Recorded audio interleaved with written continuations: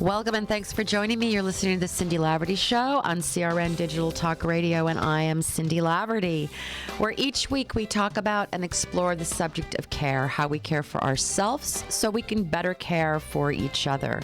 Speaking of care, I'm feeling a little under the weather today. You may notice this cold in my voice, so bear with me. I will try to do this as best I can. It's a funny thing about care. When I started doing this show and really started looking at life from a care perspective, I had to look at things differently.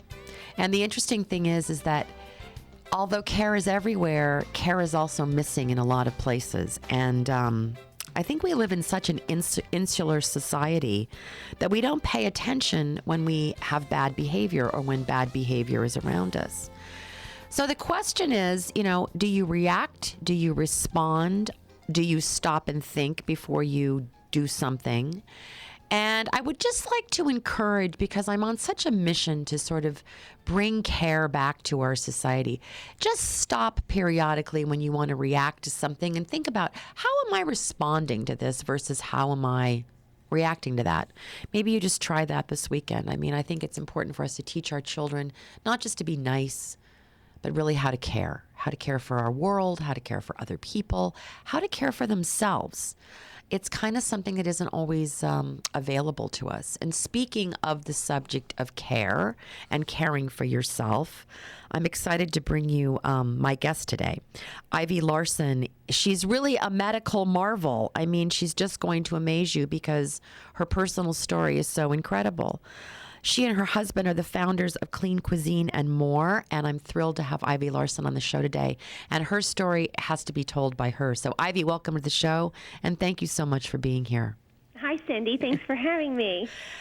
Okay, you are a medical marvel. Well, it is. I suppose the thing is I was diagnosed with MS, which is multiple sclerosis, when I was 22. 22, that's really young. It is, but for MS, nowadays it's really more the norm that people are being diagnosed that early. I don't know if it's just more prevalent or if it's the diagnostic, the ability to diagnose has improved. But yeah, 22, it still is young in the grand scheme of things to have a devastating diagnosis, for sure. Right, and it has a tendency to sort of just knock the air out of your life. Yes. Okay, so you were diagnosed at 22, and you were given some options. Right. Now, I'm 35 years old now, so this was back in 1998. And you're in remission. I am, and I always say that and then knock on wood.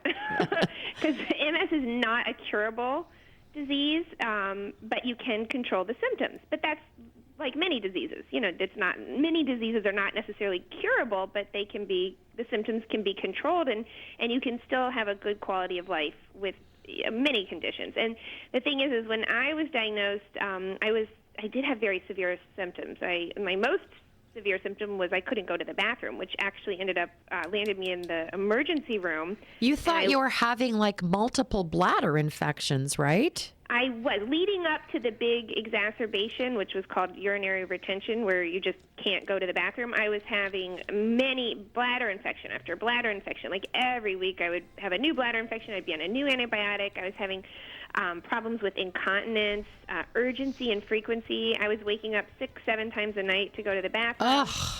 This it was interfering with my energy, my sleep quality, everything. You can't function if you don't get a good night's sleep. And I was also having issues with depression, not related to... Ivy, we got to take a quick break. We'll be right back with the rest of your story. Stay with us. You're listening to the Cindy Laverty Show on CRN.